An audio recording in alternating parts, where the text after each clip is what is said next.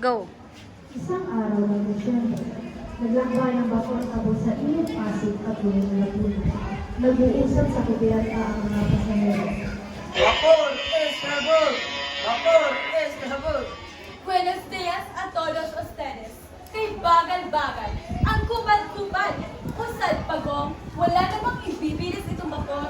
Parang isang dekada na tayo naglalayag sa sobrang bagal. Kaunting tuli naman ang makina, Kapitan. O manin, Doña Victorina. May mga sasakyan ng mga isda na maaaring sumadsad ng vapor sa bukirin diyan. Hay, Diyos ko! Kung wala lamang sanang inyo sa Pilipinas, sa daigdig! Marahil ay bibilis ang takbo ng vapor. Malas! Malas! Wala na talagang mabuting lawa rito sa Pilipinas. De hecho, la solución es tan fácil, no se puede ninguno de ustedes pensó en eso. At ano naman ito, Abe? Simple lang naman ang aking mungkahi, humukay ng ilog. Bago mong kamay nilaan, magbukas ng bagong ilog.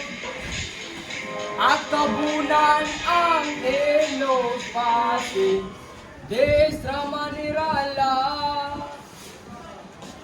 Simple, Ginoong Simon, ipagpaumanhin ninyo kung ako ay tututol sa iyong mungkahi. Sapagkat sa panukalang ito ay malaking salapi ang gugugulin, Ginoong Simon. At saan naman tayo kukuha ng salapi pangbabayad sa mga manggagawa? Pwes, at sino naman nagsabing pasasaburin ng mga manggagawa?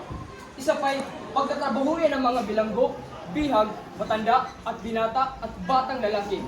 Sa ganyang paraan, ang pinakamalaking piramid sa Ehipto, ang Lawang Moires, at ang Koliseo ng Roma. Subalit ang iyong mungkahi ay maaaring magkaroon ng himagsikan. Himagsikan? Nag-alsa na ba kahit minsan ang bayang Ehipto? Yung mga bilanggong Hudyo, sila ba'y nag-alsa? Ang isang edukadong katulad ninyo ay ganito pala kahirap pagdating sa kasaysayan. Ngunit hindi taga-ito ni hindi Hudyo ang iyong kaharap. Ang lupain dito ay maraming beses nang nakipagsig dahil sa sapulita patuloy. Wala na kung ano pa. Ang nasabi ay nasabi na. At kayo naman, Padre Salve, huwag kayo isubukang magsalita ng mga tuwirang pawang katunggakan.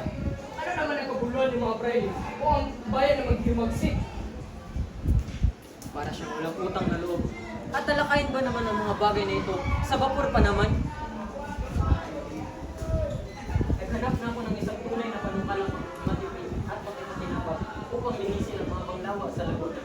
Kung sabagay, ikaw naman dun sa studio, ano naman yung panukala?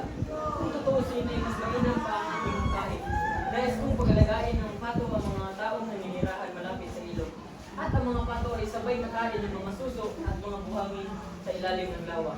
Na kung makukuha ay mas mapapalalim pa ang tubig at mapapabuti ang takbo ng vapor. Nako, Don Custodio, kung marami ang mag-aalaga ng pato, dadami rin na balon. Pweh! Nakakasuka, nakapantidiri, tabunan na sana ang lawa. Dumako naman tayo sa ilalim ng gobyerno, kung saan iba't ibang tagpo ang masasaksihan, gawa naman ito ang karamihan ng mga pasahero. Sila'y nakaupo sa bangko at magkitong kahoy, nakabilang ng maleta, bakul at ang pipi. Dalawang hakbang mula sa may init na makina na siyang sanhin ng mga butas bagang abot ng labis at umaalangasaw na amoy ng tao. Lahat sila ay abala sa iba't ibang bagay tulad ng pagninilay sa tanawin, paglalaro ng baraha, at pakikipagkuntuhan kahit alaman ng basilyo at sanyanin. Ay, kaya pa rin ang dati sa kabitan siya. Ay kung bagang magaling mo. Kaya pinutang ko sa San Diego, ngunit mas nais ito mapag-isa upang malayo ang pagkabi ng opyo.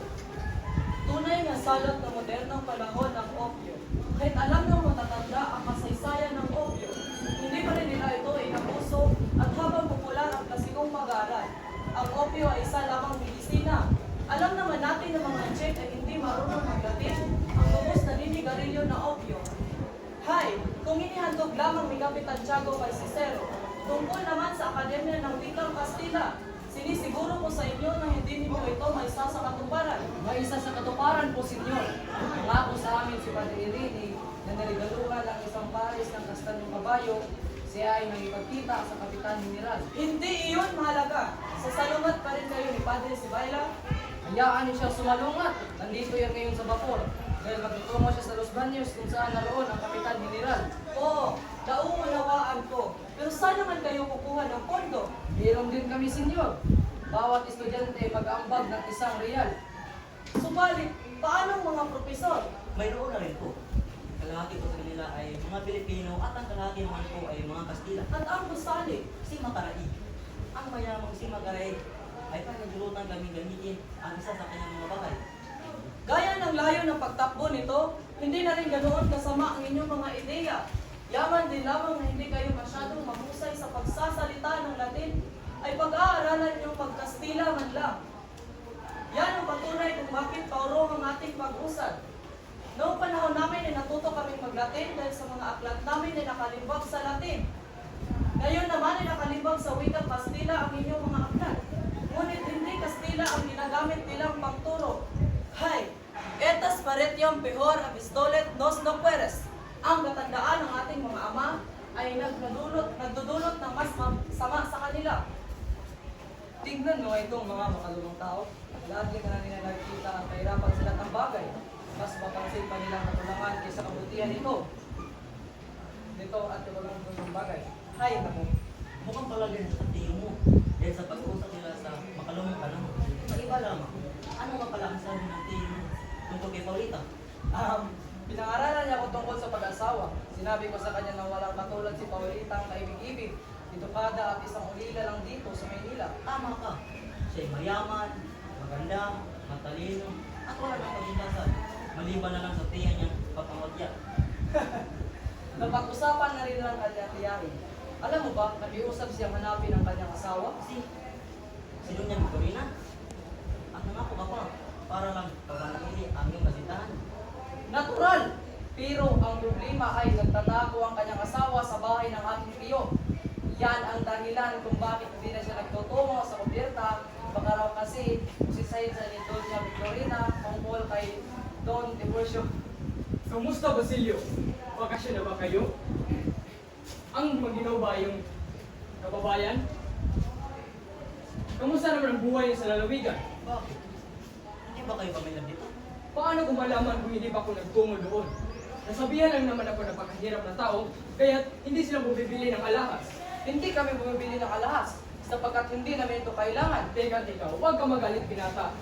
Ngunit dahil isip ko lang na halos lahat ng parokya ay hawak ng mga frailing Indio, na ang frailing mamamatay para sa parokya, at Franciscano kontento sa mahirap na pagpupurahan.